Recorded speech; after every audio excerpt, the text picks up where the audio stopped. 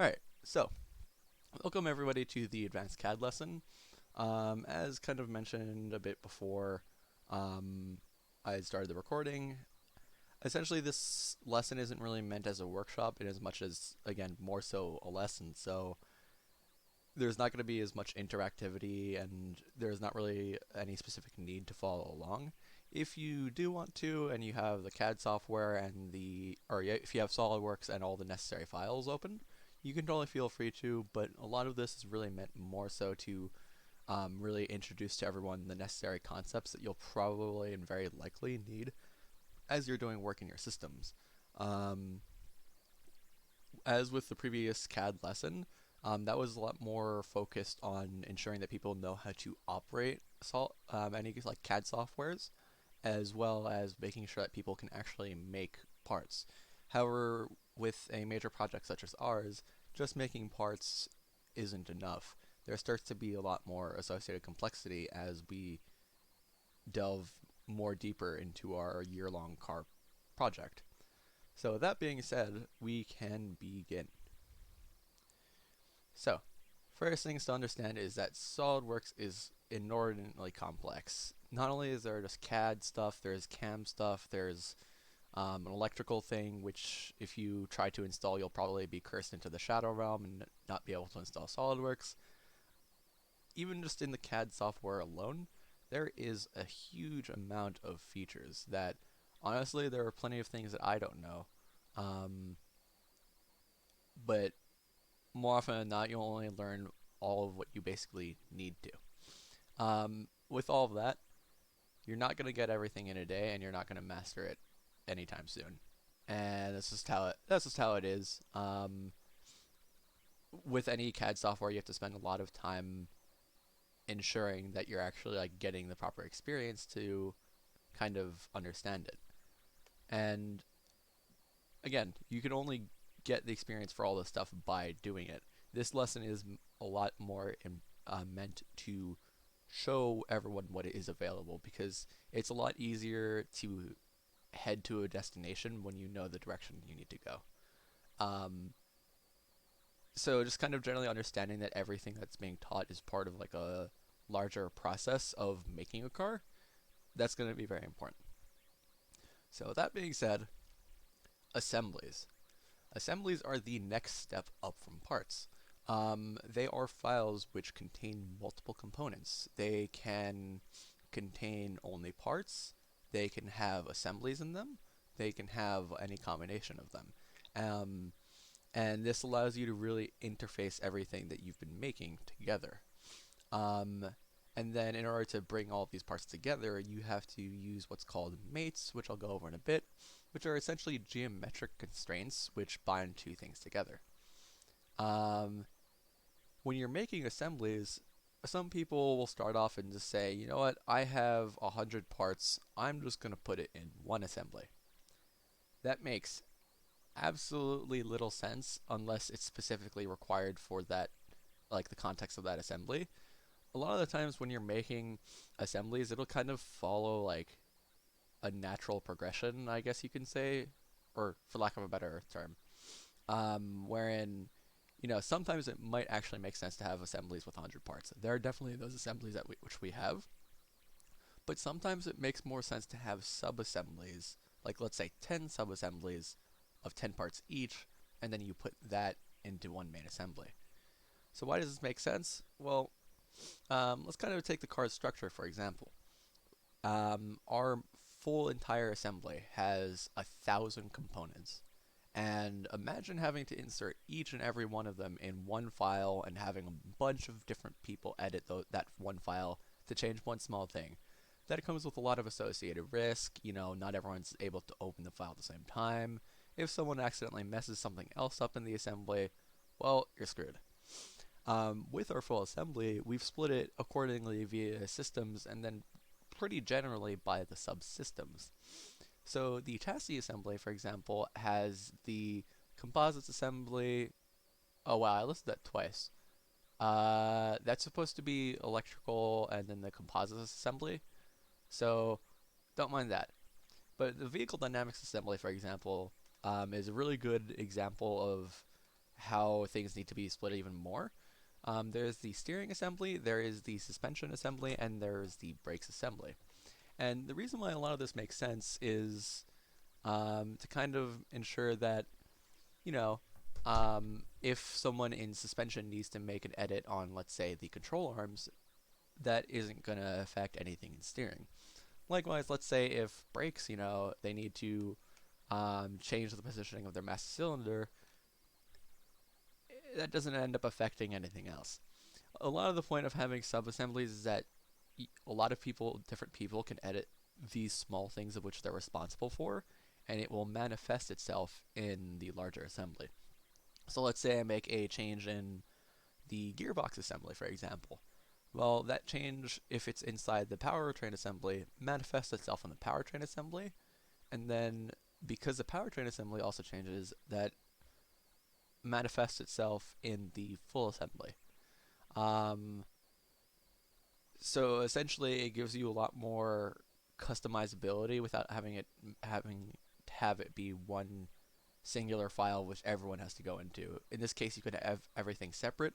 So if something catastrophic happens to the brakes assembly, not everything is just completely destroyed. Um, so yeah.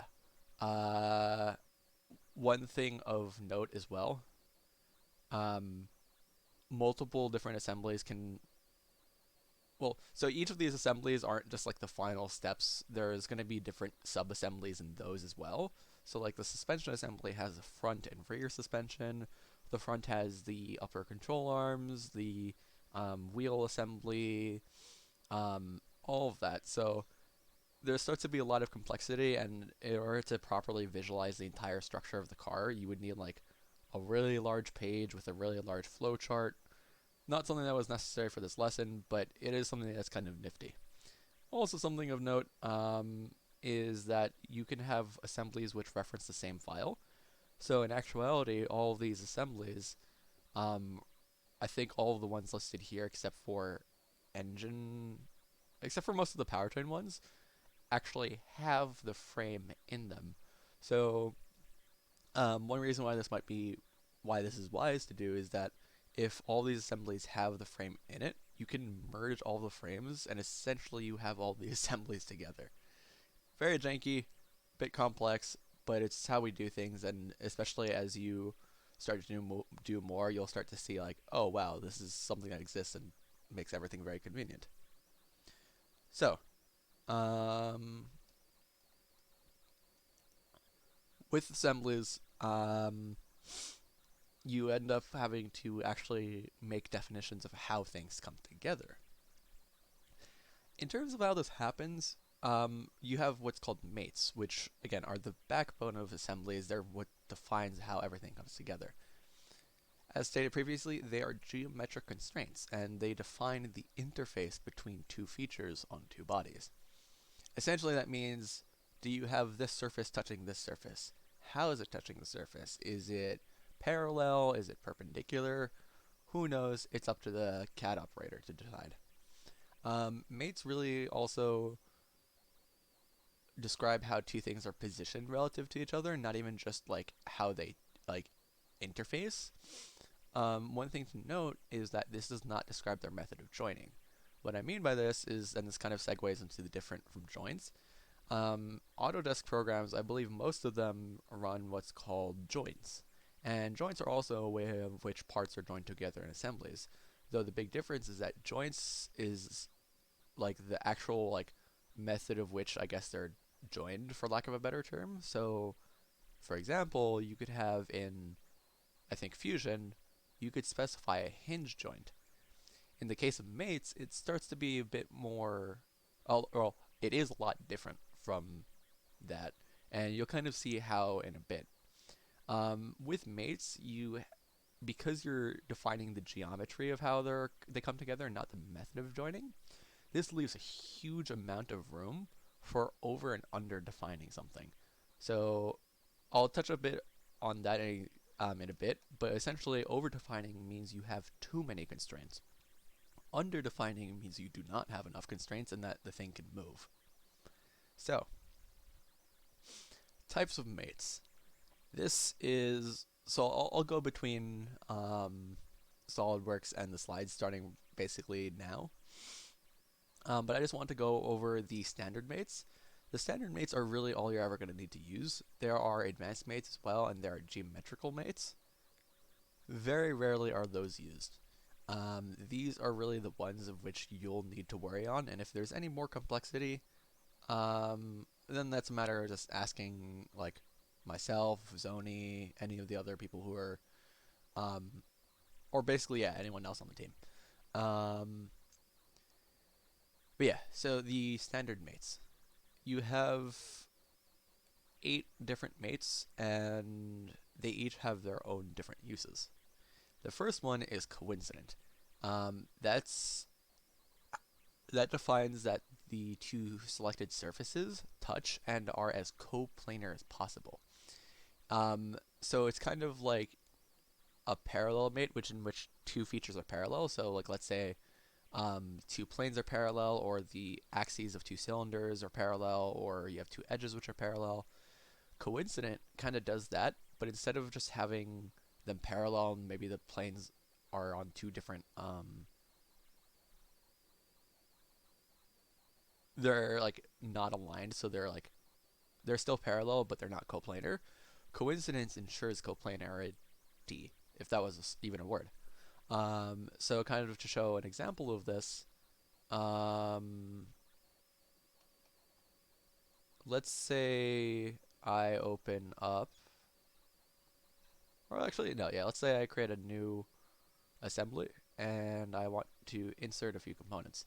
I'm just going to be using brake rotors for this because the brake rotors have a lot of nice geometry for me to demonstrate on this. Obviously, um, well, what you'll see is that the mates that I'm putting in don't make sense in the context of our in the context of like what we would do. But yes, cool. So, in SolidWorks, once you have two parts in an assembly, you can begin mating them. So let me say I want to make this coincident. So I'm going to select this big face and this big face, and you can see that if I turn into a side view, that they are in fact coplanar, that these two surfaces are. Right, so they're kind of merged right now, and if I want to move this rotor, it moves freely, but it is constrained such that this surface and this surface are on this same plane. Right, so the difference, let's say, between that and a parallel mate then, let me edit this feature.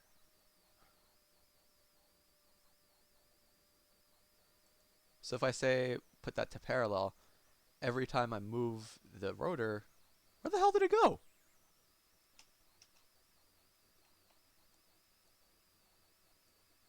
What? Oh, they accidentally merged. Let me...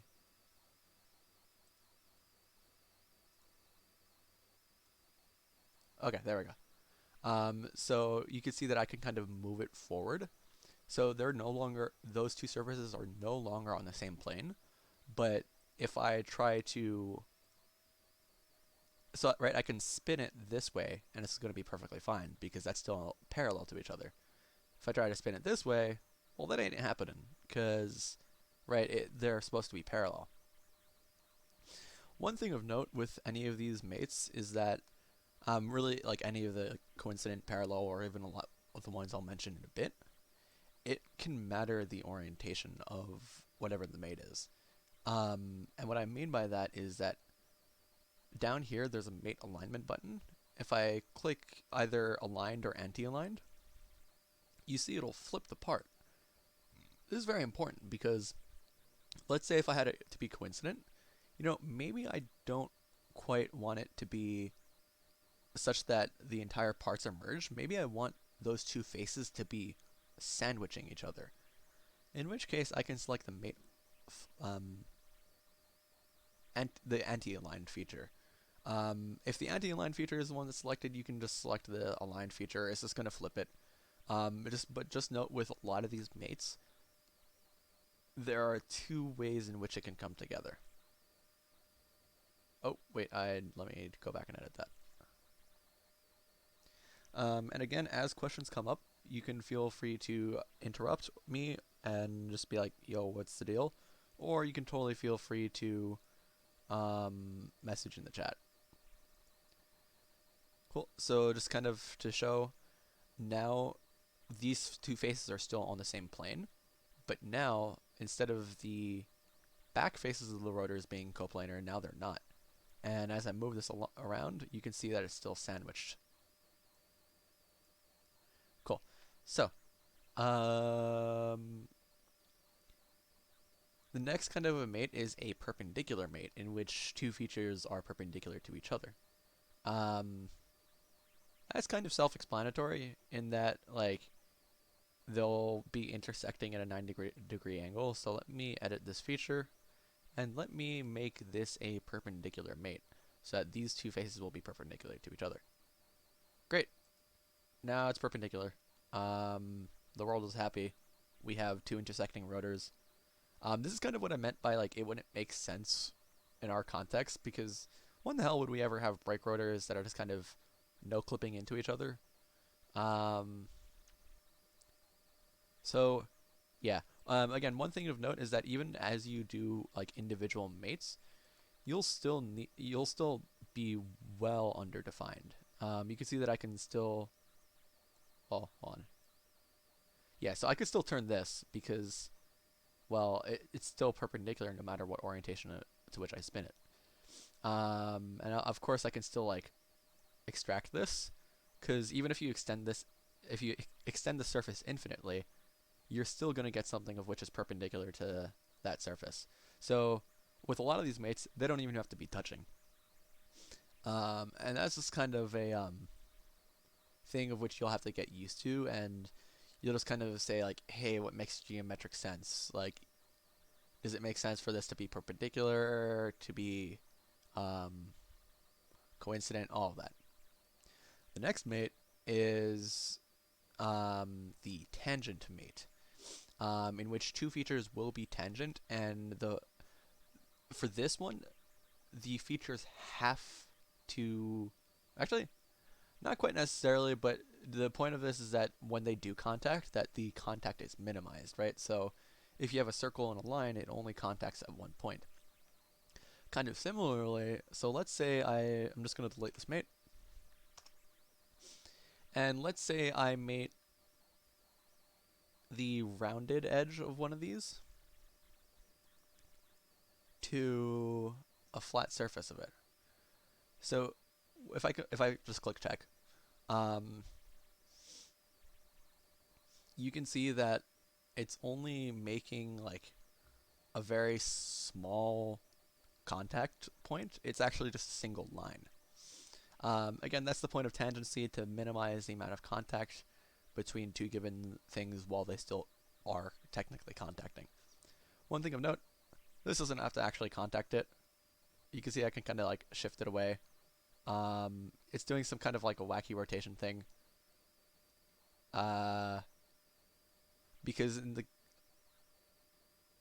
Actually, I'm not entirely sure what's happening. Yeah,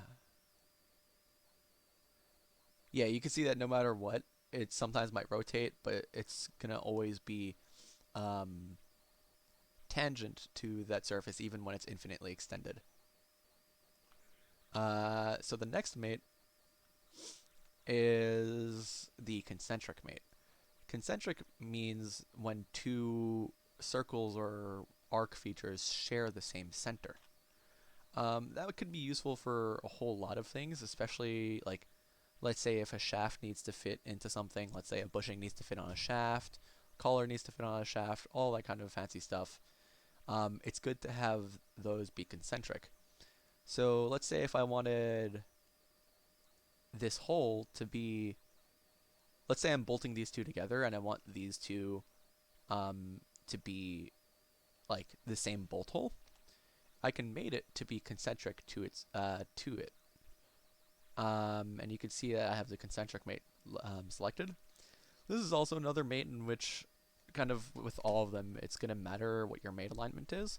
If I swap the alignment, you could see it kind of does a wacky flipping operation.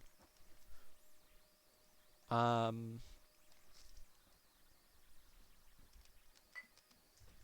but yeah, so now if I kind of take a front view, you can see that no matter how I move it, it's still concentric about that point. Now both of those two holes share the same center point. In addition, if I wanted to make sure that these two weren't able to rotate like this, I would have to further define this mate. Or I would have to define another mate. In general, if you think that you can fully define an interface between two parts with a single mate, you're definitely wrong. You generally need 2, 3, maybe even 4 mates to fully define a part's location relative to another.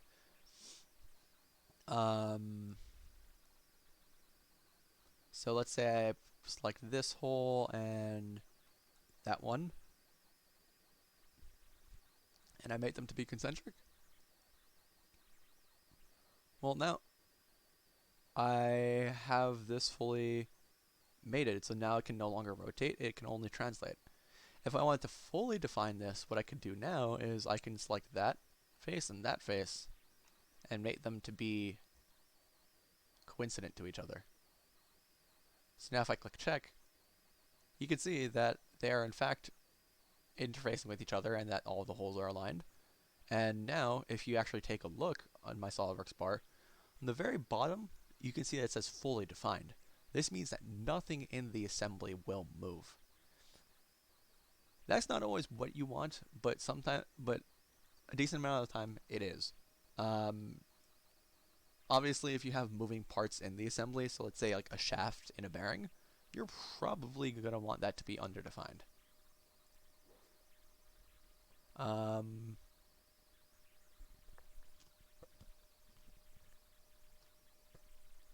Alright, so the next mates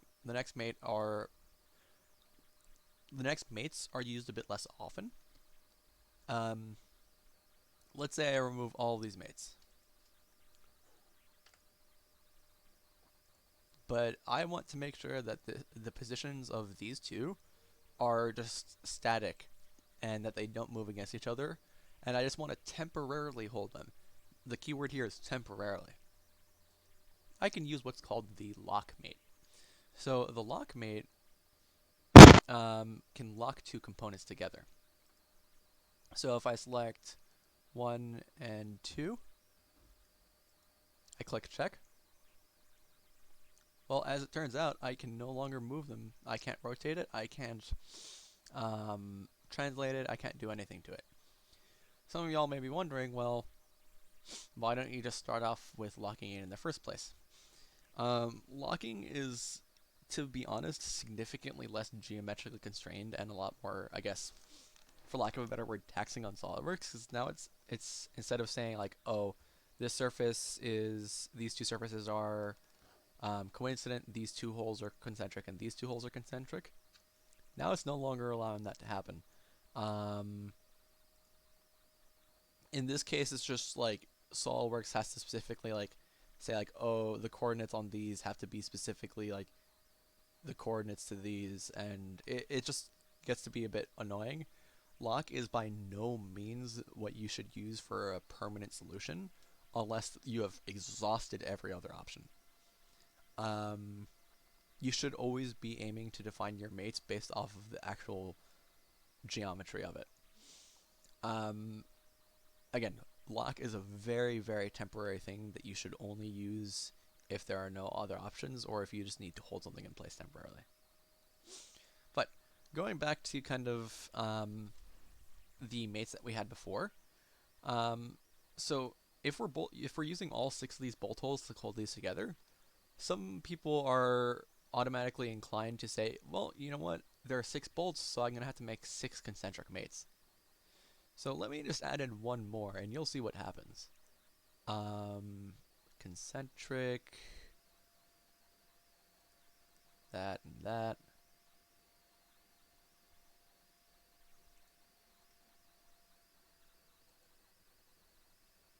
Cool, let me click the green check. Oh, wow, okay. So what I was expecting to happen is that it would say overdefined down here. But actually, generally, overdefined mates are when two mates, like, conflict. So let's say if I, like, clicked that surface and, I don't know, that surface, and I mated them to be coincident to each other, or I guess tangent, you can see that there's kind of a thing that pops up that says both of the mates selected components are already fully defined. So it won't allow it to happen. If I do click check, then you can either break other mates to satisfy it, or add this mate and overdefine the assembly. Of which case then happens, you get all these error things. I'll talk about what the error things mean in a moment, but essentially you want to avoid errors as much as possible. Um, yes, kind of going back to the concentric example. So while SolidWorks is okay with it, it's not necessary, and it just kind of overloads SolidWorks if you put, let's say, instead of 2 concentric mates, you put 6. Now imagine you had like 10 other parts where you had to do this. Now instead of 20 mates, SolidWorks has to manage 60 mates. You can kind of see how they can get overloading after a while. The point of any kind of CAD assembly is to do the bare minimum possible to make sure that it's robust and fully designed, but not to like over nuke it. Because especially with like large assemblies where there's thousands of parts, if you have too many features, too many mates, that just makes it take longer to load and just becomes a hell of a nightmare. The next mates, let me quickly remove this coincident mate, is the distance mate. The distance mate, I mean, it's that it defines the distance between two things. So let's say I actually wanted these two to be spaced an inch apart. Well, luckily, the distance mate allows for that. So if I clicked mate and then I click on this button over here, which is the distance mate, I can select however far apart I want them to be. So I can be like, hey, 1 inch. And click check, and then to verify, if I measure the distance between here and here, that is normal distance, 1 inch. The last mate is the angle mate. It just puts two surfaces at an angle to each other. It's not used as often. I'm not going to go over it for now just because I would prefer to move on to additional things. So, with all the mates being out of the way, I'm going to show a very quick example of the intermediary. The intermediary is, well, in short, the bane of my existence. It was the project that I had worked on for Powertrain last year, following into about the beginning of this year. The purpose of it is to translate the axis of rotation of the bevel box from like the right side of the car to a bit closer to the middle, so that the drive shaft can really actually make it to the differential. So if I open up the intermediary,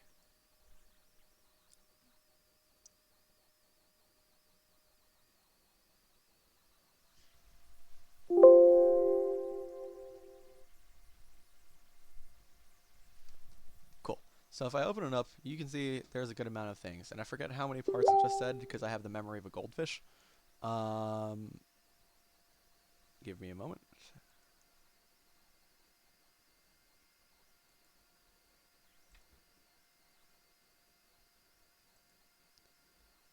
Cool. So,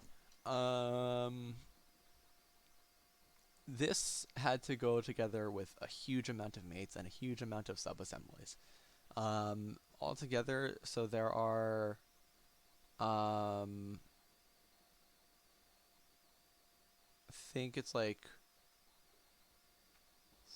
five, six, there's a decent amount of sub-assemblies. Um,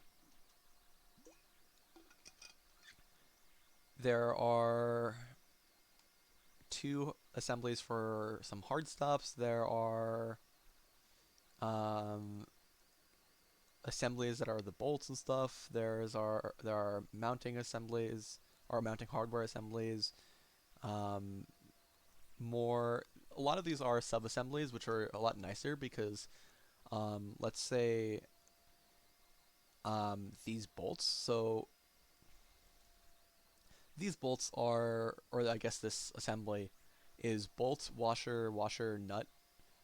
Instead of having to insert each of those into this individually, what I did is I created a subassembly with those four parts, so that reduced the number of times I had to insert it by four. But kind of going about this, let's open up the output pulley assembly, which should be this. So, I'm going to remove all the mates on this, and I am going to kind of show the process for bringing some of these mates together, just to make it kind of a bit more obvious as to what the case needs to be. So, you can see right now there are 11 mates. Instead of deleting them, I'm just going to temporarily suppress them. Suppressing means that you're just kind of disabling it, even though you're still letting it keep it there. It's a lot better than deleting, because sometimes you want it to stick around. So, with all the mates gone, as you would expect, they can kind of just chill out on their own now. So there are only 5 components in this assembly. You have a shaft itself, you have a key, which actually transmit the rotation of this shaft to this taper lock bushing, and this taper lock bushing attaches to the inside of this pulley, and all of this requires a small spacer. So, first things first, I want to get this key into this shaft. People can either feel free to unmute, or they can feel free to message in the chat. What kind of a mate am I? What mates will I require for this?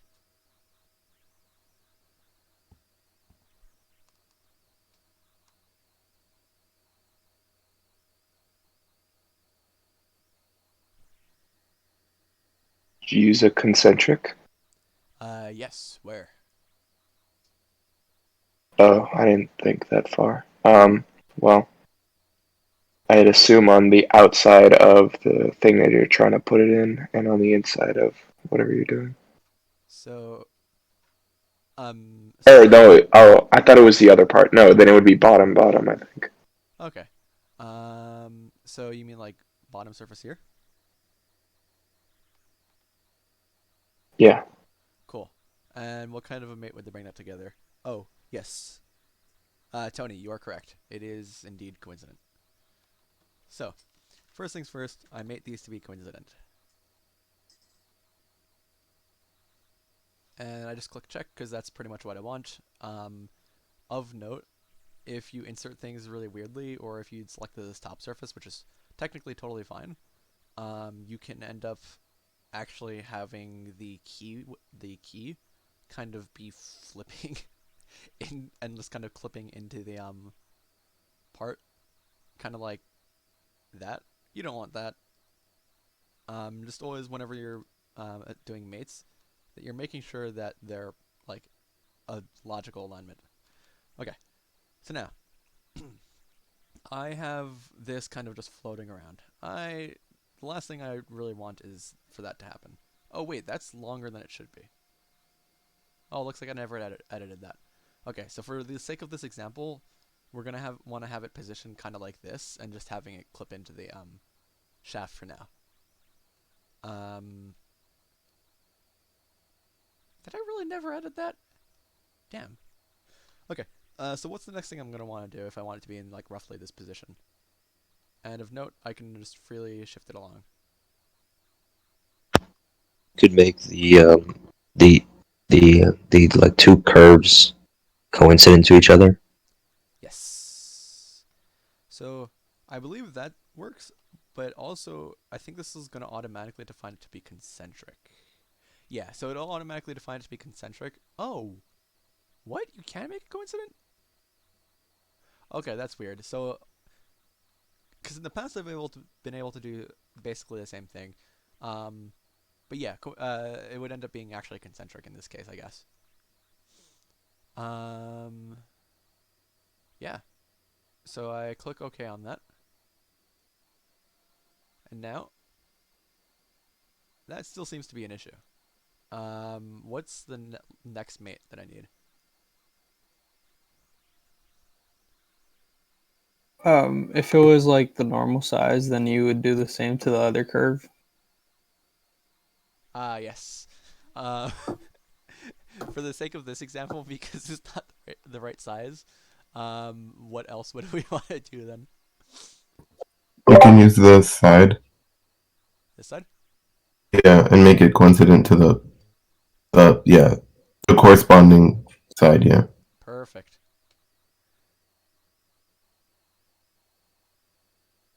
Awesome. Yep, and that is defined. Um, so that is very spot on. In which case, let's continue on. Now, let's say I want to put this taper lock bushing on. It's going to have to be aligned with the keyway, and the extent of the taper lock bushing is that this face is going to butt up against this wall. So, what am I doing?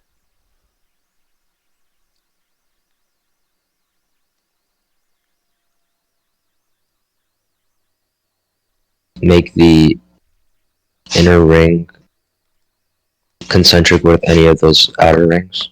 Perfect.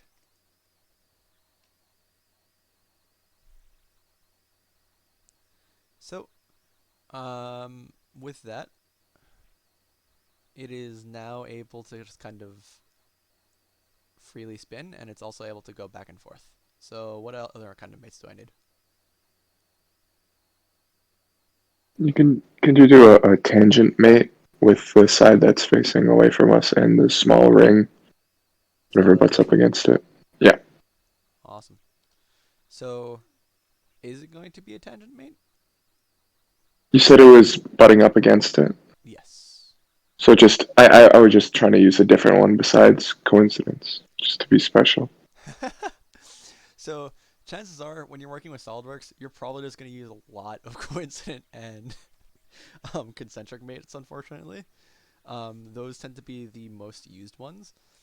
The reason why this can't be tangent is because tangent is more specifically meant for like a rounded edge and a flat surface, so as to minimize the amount of contact. Whereas in this case, you want them to be coplanar.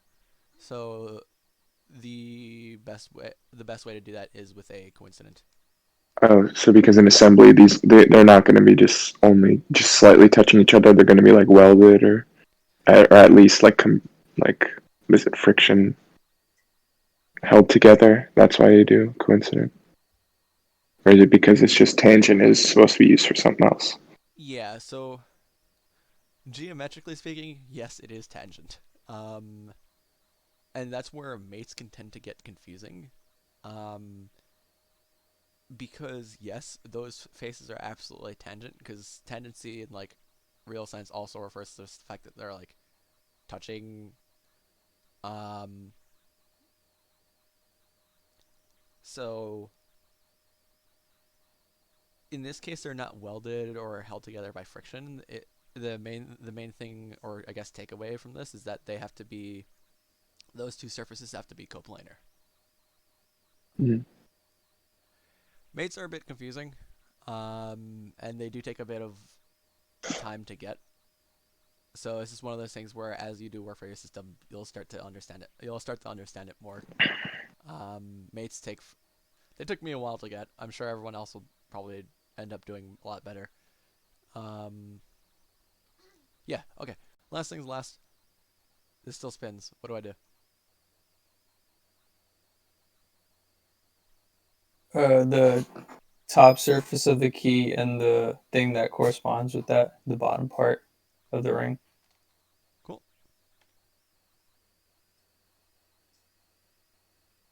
Awesome. Since they're properly sized, they end up being coincident. If the top surface of or if like the inner surface of the bushing was slightly higher, it would end up being a parallel mate. Cool. That is fully defined now. Let's get this pulley onto here. What am I doing?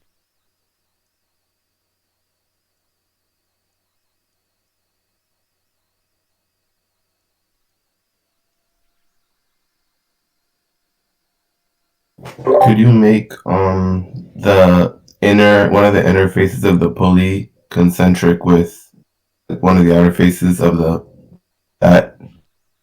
Yep. Perfect. So, one thing of note. Actually, no, never mind. What's next? I can still move this and rotate it.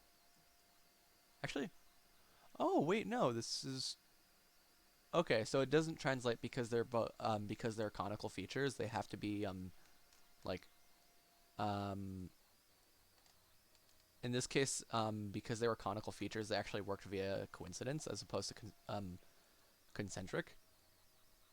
Um,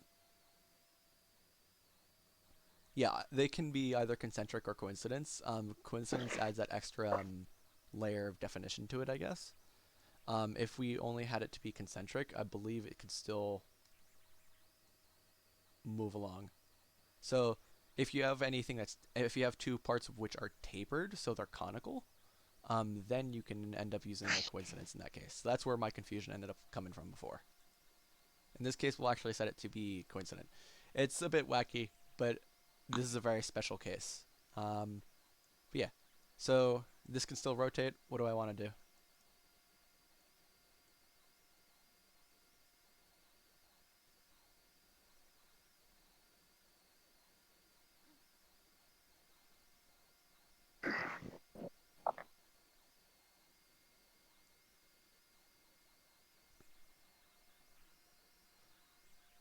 Maybe you could make like one of the little inner rings tangent with one of the little outer rings.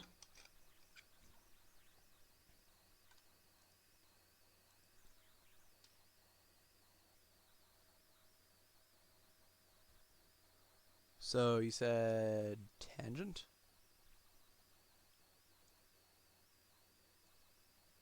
Hold on. There we go. That's a better view. So tangent, you said? Oh yeah, that's what I said, but I guess that's not gonna work. Which of these other mates might make a bit more sense?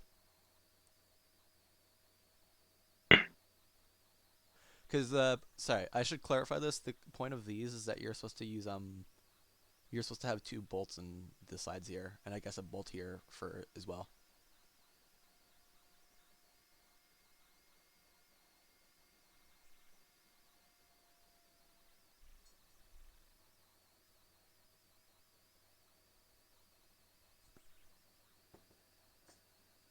Yes, it would be concentric. Yes. Just because I don't believe this. So the model for this pulley is kind of jank, so it's not showing necessarily the threads that would go here. Likewise, you can also see how jank it is because it only has two pulley indentations. It's supposed to have like 32. The model just kind of exported with two. But yes, this would be concentric with the other. One thing also of note is that SolidWorks kind of generally tends to give you the right mate when you select two features. So,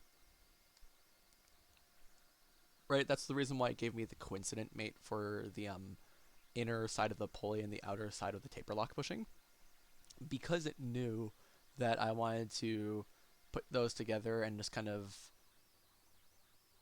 sit the taper in it in the other. It tries to maximize the amount of definition that can happen. So, that being said, then the last thing is this small spacer. What do I want to do?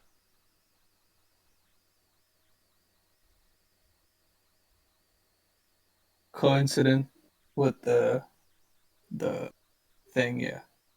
This? Yep. Cool. Let me. I'm just going to select those two surfaces and then I'm going to flip it. And now it's no longer clipping into the part. What else do I want to do?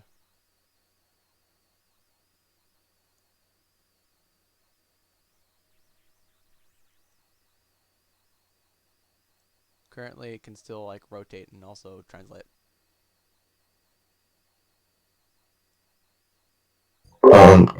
Is that like, you see the little square part on the Is that supposed to align with the other thing there? Yes. Um, so I think you could do coincident with like the top inner face of this and that, maybe? I don't know. Yep. Perfect.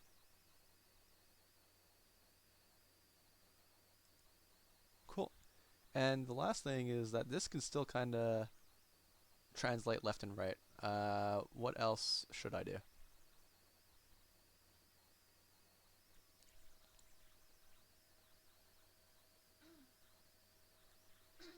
Concentric with the circle. Perfect. Um,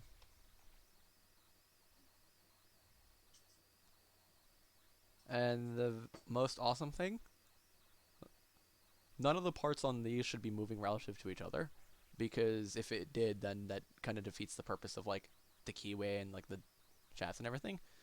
It's fully defined. So we have done our mission, and I believe actually this was done exactly with the same number of mates, so it's good that it was not more. Um, this was indeed the minimum number of mates required, so you could see with most things it required 3 mates. Some things it required 2. So let me quickly close that and not save it and make sure I do not mess up the intermediary assembly, because the last thing I want to be doing is fixing it again. Um, another quick like example, I guess, really quick would be, let's say, this outer case. Um, in order to mate these two, what I did is I aligned 2 holes, and then I did the outer face of this and the inner face of this together. So like, let me see if I can find the specific mate. The reason why I'm not going through this quickly is that there's still a bit more that I want to go through, and not a lot of time. I think it was some kind of coincident mate. Y'all will see in a bit. Oh no, that's the wrong mate. Regardless, the faces were coincident. Y'all will see in a bit that it actually is useful to name your features. I am a CAD true neutral, so I'll show this in a bit. But yeah, let me quickly move on with the rest of the stuff. So, reference geometry. So, reference geometry is very useful in the context of like, oh, well, I want to mate something relative to the other, but there's not really any good existing features to do so. So let's say, well, firstly, before I show, there are plane, axes, and points that you can generate. Planes need to be based off of at least one feature. You can define them as tangent to cylinders, parallel or coplanar to flat surfaces, the midplane between 2 planes, or like the plane that's created by 2 axes, or like a point and an axis, I believe. Axis has to be based off of things like the center of tubes, the intersection of 2 planes, the connection of 2 points. And points are based off of the center of, let's say, spheres, edges, the intersection of 2 axes, the intersection of an axis and a plane, all that kind of fancy stuff. To kind of show where this can all kind of manifest,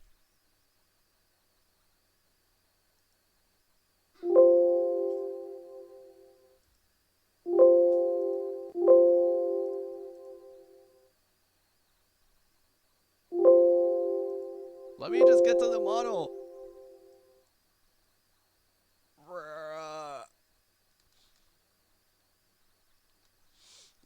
Okay, cool. So, let's say I wanted a plane for the bottom of the chassis floor. That's very useful sometimes because, let's say, parts like the skid plates, for example, those need to be mated with the bottom of the floor. And sometimes this is useful to mate a part just directly to a plane. So the way I can do this is that up here in the reference geometry tab, if you kind of select down, you can see that there's plane, axis, coordinate system, point, center of mass, bounding rocks, made reference.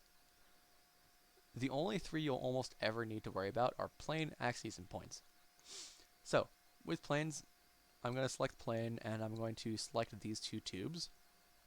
And then kind of conveniently already, it kind of knows what I want. It knew that because I was selecting cylinders, that it was probably going to be tangent.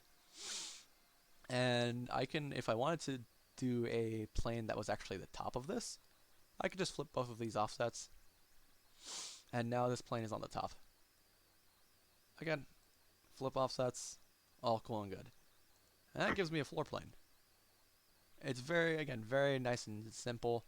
Also, like, let's say if I had a part that I was gonna weld to this tube, but because it's welding, there aren't like the most geometric constraints I can put to it, other than that the part is like, let's say, tangent to this tube. So in an example of what I mean, it could be like tabs such as these. If I define, let's say, the edge of this to be, or the edge of this tab to be tangent with this, that's still not enough. Sometimes it's useful to kind of define a floor plane and then set a distance mate between the bottom of, like, let's say, this tab. Yeah, so let's say another instance of which, let's say I want an axis, let's say. Well, one of the most important things of designing this drive shaft was ensuring that it lay roughly along the axes of the input of the differential and the output of the intermediary. So like over here and over here. Another feature was that the U-joint, which is kind of sitting in the shielding, is roughly in that point of intersection between those two axes. So let's say if I wanted the center of the U-joint to be sitting on that, I could like create a point in the center of the U-joint and mate that with the intersection point of which is defined off two axes. Let me just quickly do an axis here. And let me do another axis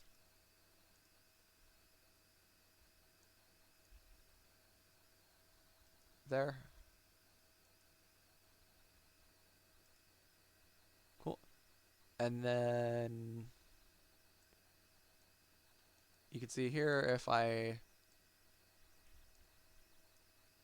extend these, they like kind of like roughly intersect. Like, wait, no, they don't.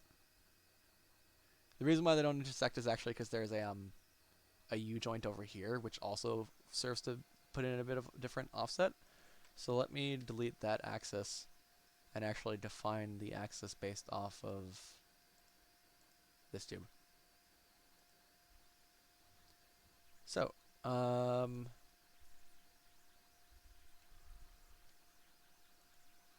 now you can see that they actually do kind of intersect, actually, like right dead center of that U-joint. And if I wanted to just be sure, I could do a point, and if these two are in fact intersecting, it will automatically kind of select the intersection. And you can see the point is actually slightly offset, so it's like, let me extend that axis. Nope, I can't. It is like roughly there. Not exactly dead center, but that's because the U-joint is also slightly offset.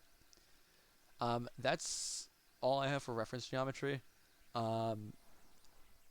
Not something you'll always need, but something that can be very, very useful, especially in the context of like assemblies, or if you're just trying to investigate geometry or something.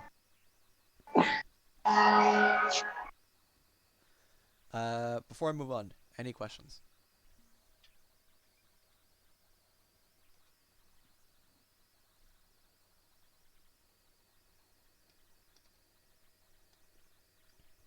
I will assume that to be a no.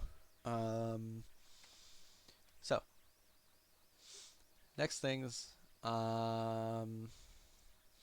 is, so the last of these things are going to be a lot more auxiliary and just for kind of good to know reference. So the first thing is SolidWorks file rules. The reason why I'm bringing this up is that I always see a lot of these things done in error every year, and it's just because it's not like said anywhere, it's not intuitive. SolidWorks is just kind of its own messy thing. So, no two files of the same name can be open at the same time. That kind of makes sense, you know. Um, SolidWorks is kind of always, or SolidWorks is like other programs where you can't have that happen, so that kind of makes sense. But it's just something important to understand because when SolidWorks opens up Assemblies, you actually have SolidWorks opening up all the sub-assemblies and all the sub-assemblies of the sub-assemblies and so forth.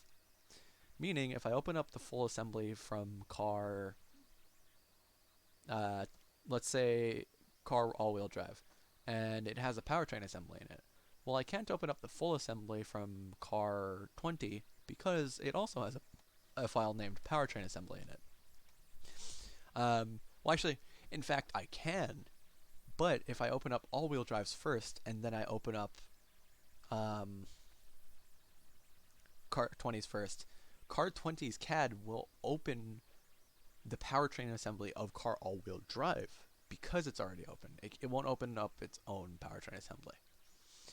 So, long story short is, if you have two identical assemblies open from two different car years, you're probably not going to want to have that happen because it'll probably open up parts from different years.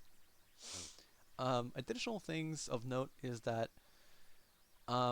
changes that are made in an open subassembly can appear in the assembly. So let's say in the example that I just had, if I made changes to the intermediary, it would automatically manifest in the powertrain assembly. The next thing is that copies of assemblies reference the original files. So let's say I took the powertrain assembly and just copied it.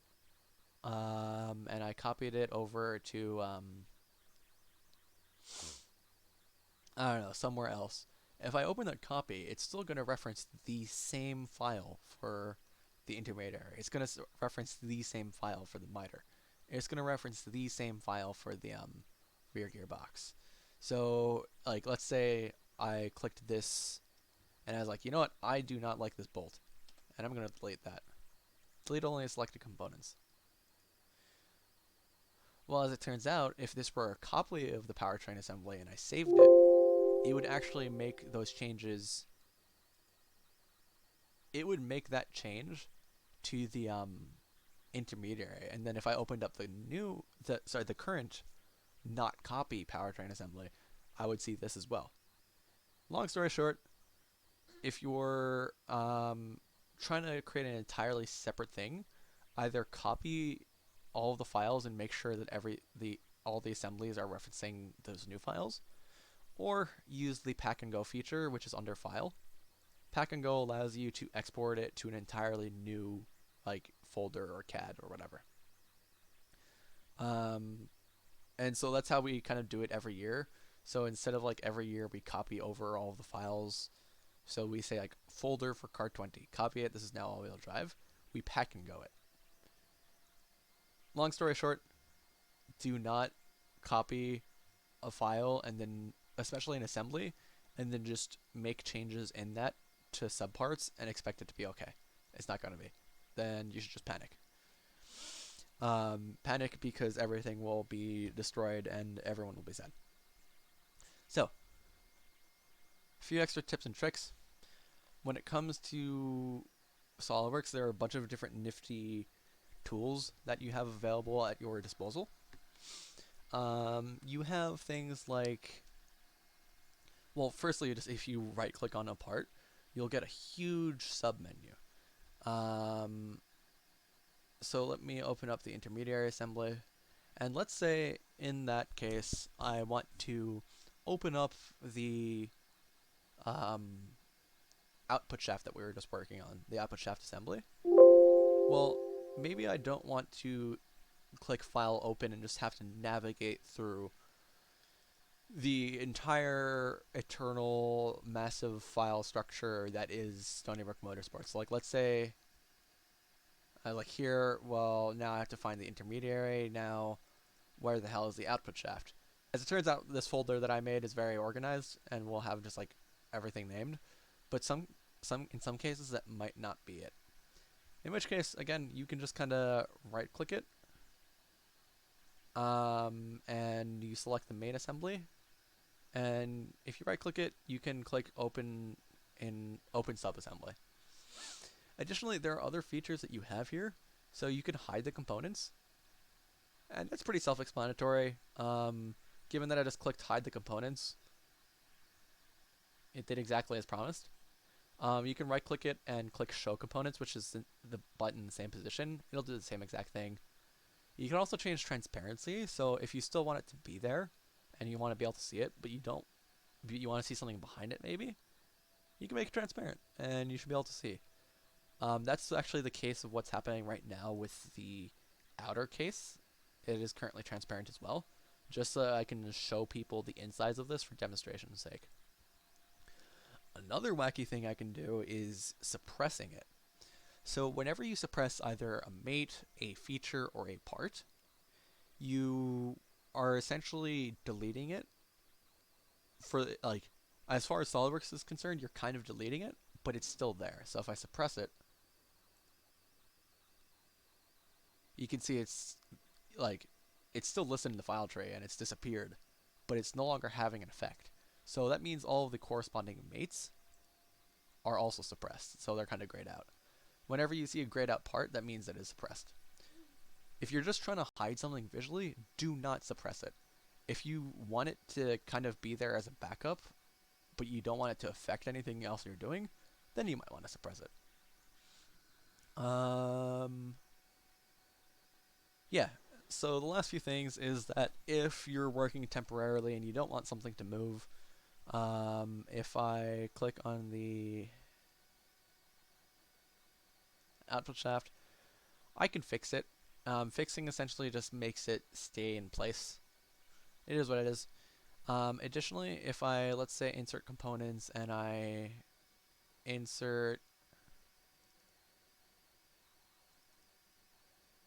I don't know, let's say the output shaft. And what I'm doing is, like, let's say if I move it, I want to kind of move it to a different alignment. Maybe I want to hold it relative to something. I can actually right-click it and click Move with the Triad. And that allows me to kind of angle it however I want. And I can also translate it however I want. This is a lot more solid than just kind of clicking on it and then kind of trying to move it to your approximate location. So, yeah. Last thing is viewing mates. If you're unsure what mates exist in a part, let's say I want to view the output shaft, I can just click the View Mates button, and it'll say, well, in the context of the assembly, there is a concentric, coincident, concentric, and a coincident. Yeah, so that's kind of the most useful things that you can get when you, like, let's say, right-click a part and you want to see. Another very quick thing is actually component properties, which I believe is the next thing that I'm talking about. Nope. Actually, yeah, I'll talk about component properties quickly. There are a few things that you'll ever need from component properties. If you want to know the file path, it'll show you the file path. Suppression states tells whether or not the part is suppressed, resolved, or lightweight. Lightweight means that not everything is going to be super rigidly defined. Real quick to answer the fix versus lock. Lock is in the context of a mate. And it like locks two things relative to each other, whereas a fix locks something in an absolute coordinate system, like relative to the coordinate system and not to like a different part. So the difference is that lock applies to multiple parts relative to each other, fix applies to an absolute sense.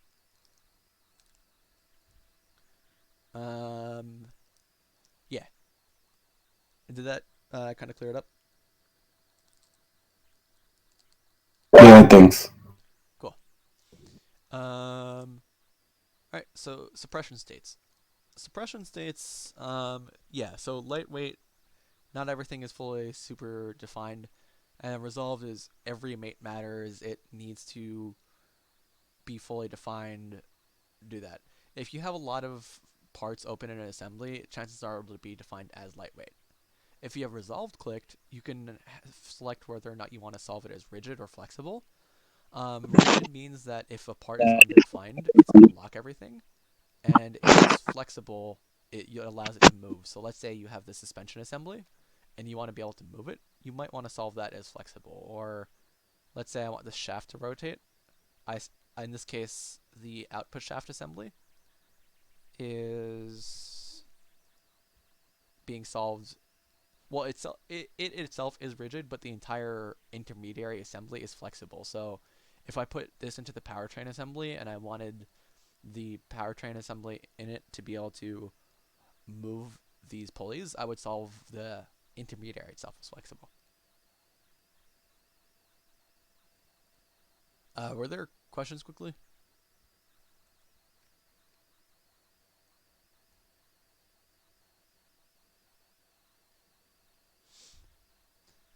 Alright, so one last slide then. The feature tree. The feature tree is what's on the left, and this can tell you a huge amount of things. One of the nicest things that exists here is actually the rollback bar. So let's say I wanted to undo some things or kind of suppress things back to a certain point. I can bring the bar up. Okay, not in this context. Let me open up.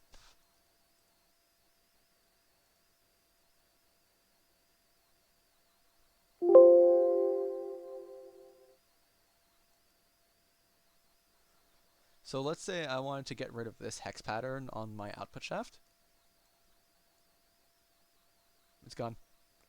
And if I wanted to, I could create a different change in here and then reinsert the hex part just by rolling the rollback bar down. Very useful if you just want to temporarily go back and just kind of adjust something that's existed prior. So like let's say if I actually wanted to create another smaller cylindrical feature here, I could then roll it back and now that hex feature would be on that cylindrical feature. So it's kind of a nice thing to have. Not always the most used. Another thing is the fact that if you right click on parts in the feature tree, they have basically the same exact right click features. A few are missing, like move with triad, because the move with triad, I don't know how it's pronounced, all applies specifically to like in the CAD window itself. An additional thing you can do is you can actually lump a bunch of things into folders. So I can select these and add to a new folder. And I could say, oh, wait, did I actually select all the bearings? Nice. And then I can rename this to be bearings. Oh, wow, I actually selected all the bearings. I unintentionally did that, but that's convenient. This is nice because it allows you for a lot more organization. So you could, let's say if you have a part, you could put a bunch of extrudes together. You could put like features for a main body together. If you have an assembly, you can group parts together. You can group mates together. All of that. So like let's say if I wanted to group all the mates for the bearings together. Wow, there are a lot of mates. I could be like, oh, well, yep, I want to group these four together and add it to a new folder. The next few things are actually reading the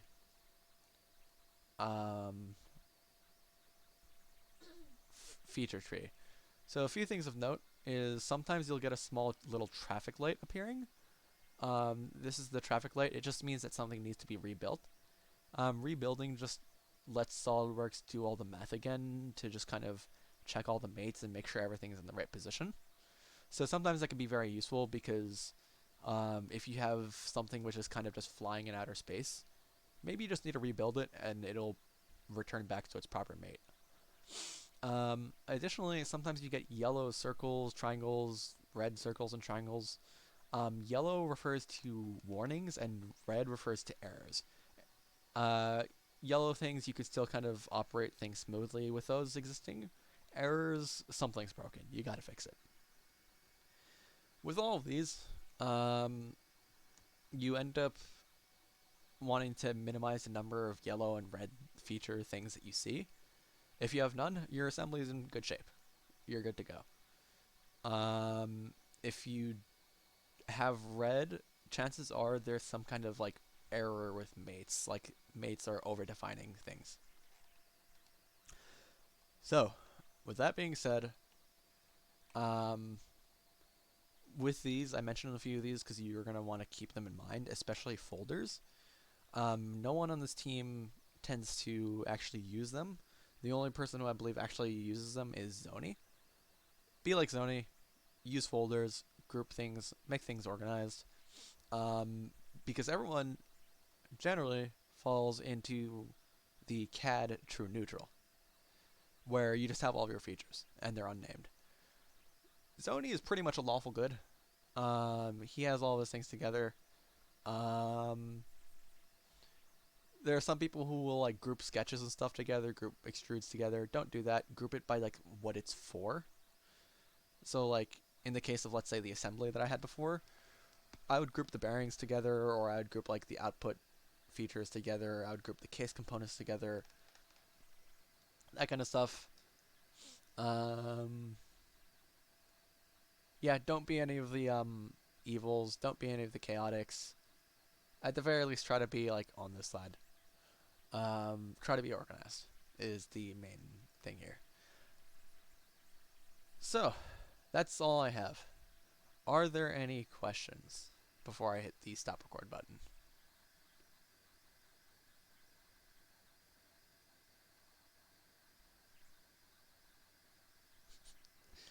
I mean, you're not wrong, Nick. You're not wrong.